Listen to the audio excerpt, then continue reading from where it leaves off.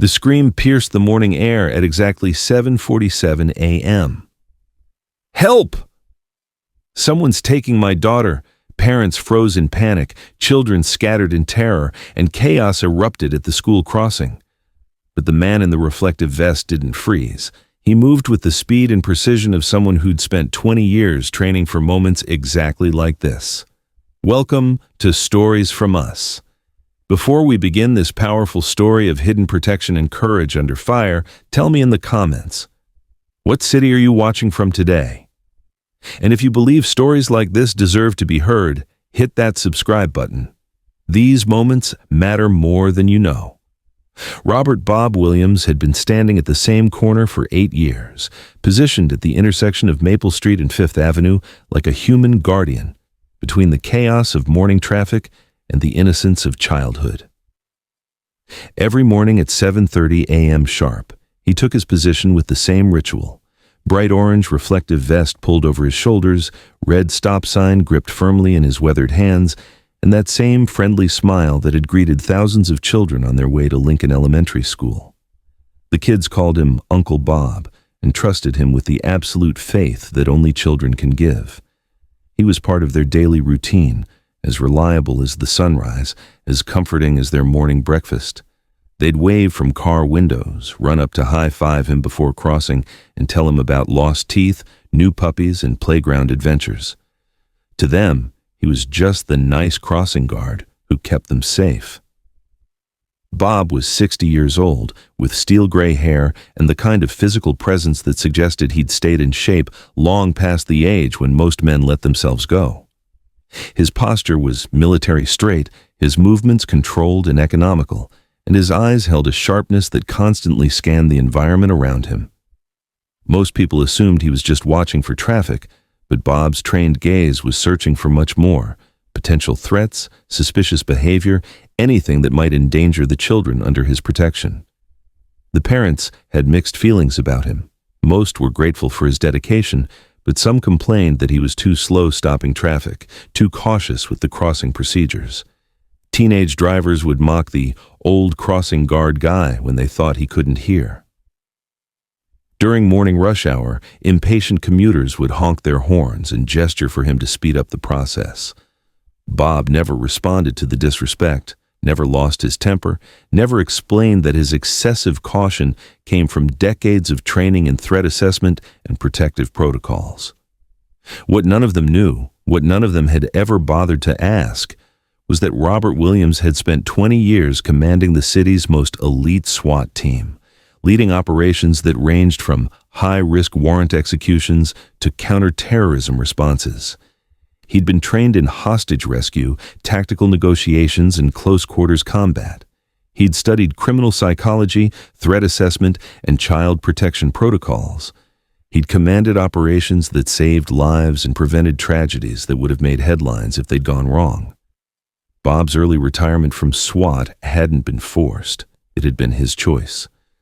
His wife Margaret had suffered a heart attack at 55, and he decided that being there for her recovery was more important than his career trajectory.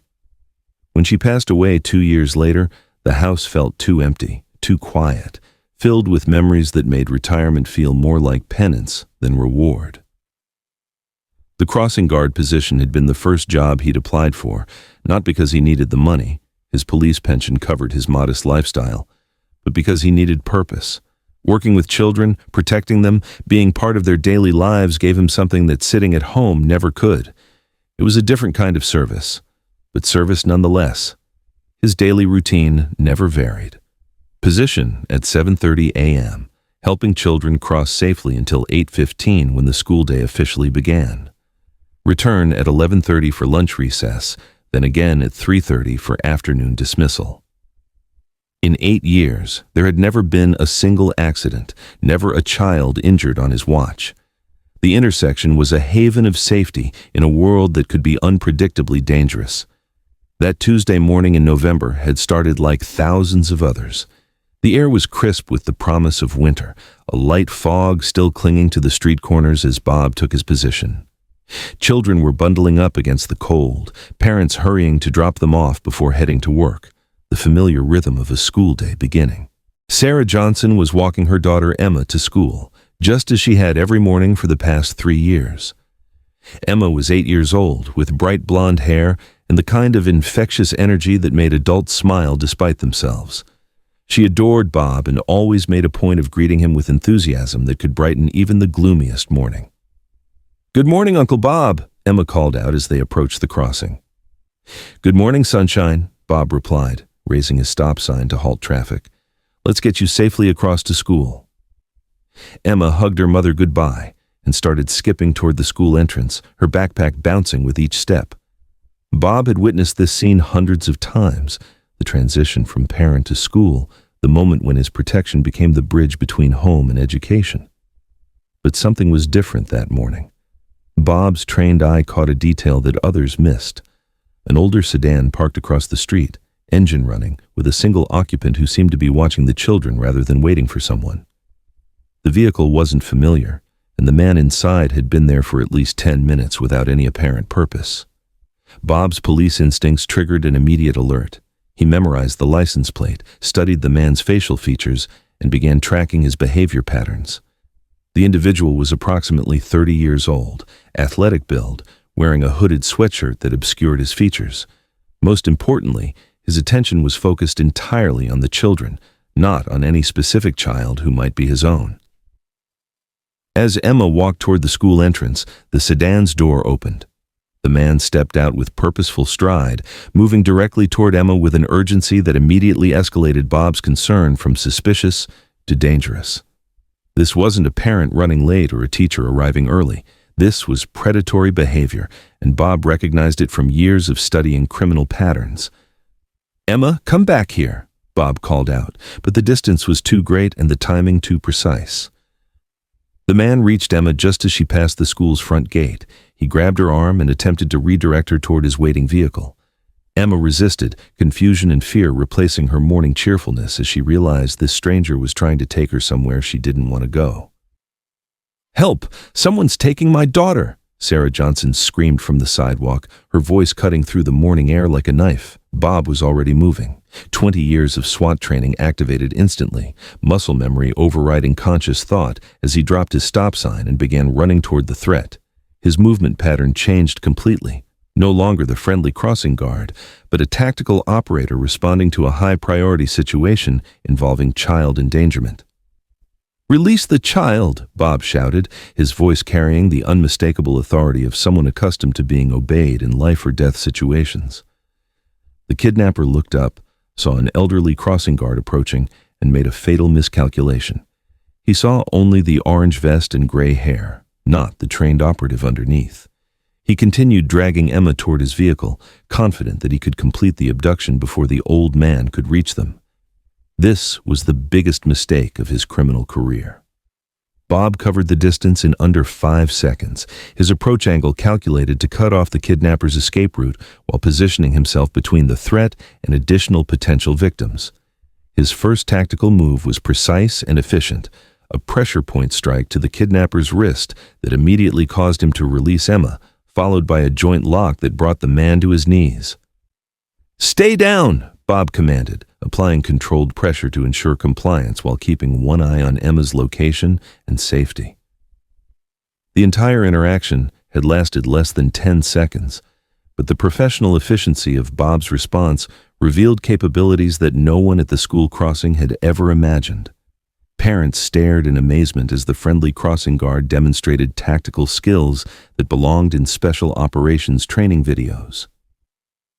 "Bob, what just happened?" Sarah Johnson stammered, gathering Emma into her arms.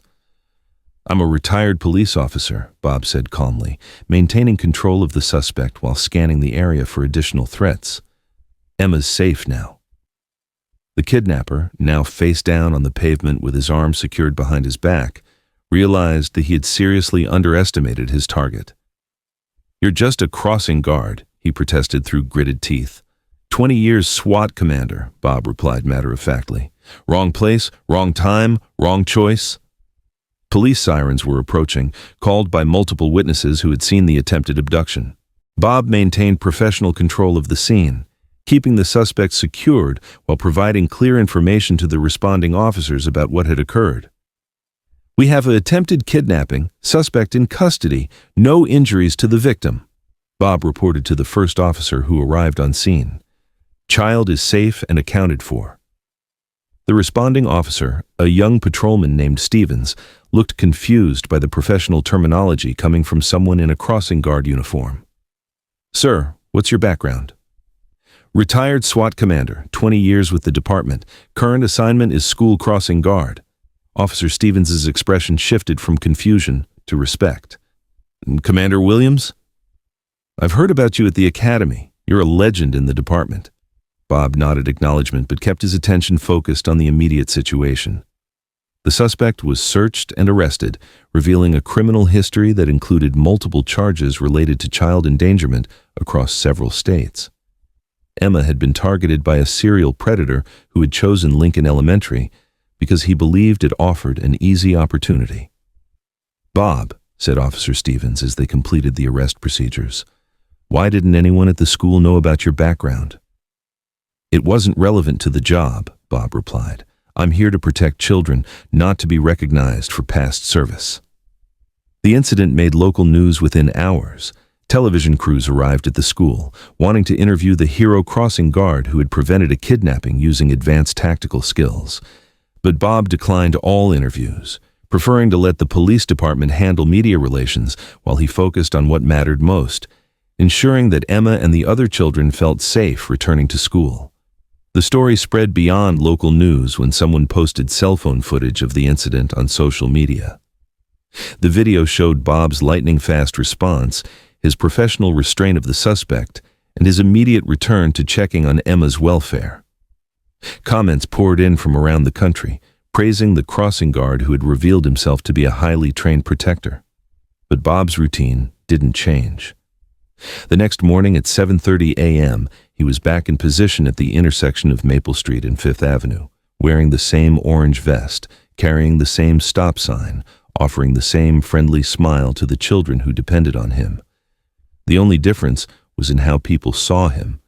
Parents who had previously taken him for granted now greeted him with genuine appreciation. Children who had always liked him now looked at him with the kind of awe reserved for superheroes. And Emma, who had been the center of the terrifying incident, made a point of giving him an extra big hug every morning. "Thank you for keeping me safe, Uncle Bob," she would say. "That's what I'm here for, Sunshine," he would reply. "I'll always be here." The attempted kidnapping had revealed Robert Williams's true identity to the community, but it hadn't changed his fundamental mission. He remained a guardian, a protector, a man who had found new purpose in an old calling. The skills that had made him an elite SWAT commander were now dedicated to a different kind of service, ensuring that every child who crossed his intersection made it safely to school and back home again. Robert Williams never needed a badge to be a protector, never needed recognition to know his worth, and never needed a uniform to serve others. He found meaning in service itself, whether leading SWAT operations against dangerous criminals or helping children cross the street safely on their way to school. Sometimes the most powerful stories aren't about what people do when everyone's watching. They're about what people do every single day when no one's paying attention. The quiet guardians who walk among us, carrying skills and experience we never think to ask about, ready to act when protection is needed most. So now I ask you, have you ever met someone like Robert Williams? Someone whose humble service concealed extraordinary training and the ability to protect others when it mattered most? Share their name in the comments. Tell us how they taught you that heroism comes in many forms, that protection doesn't always wear the uniform you expect, and that the most important guardians are often the ones who serve without seeking recognition. Thank you for watching.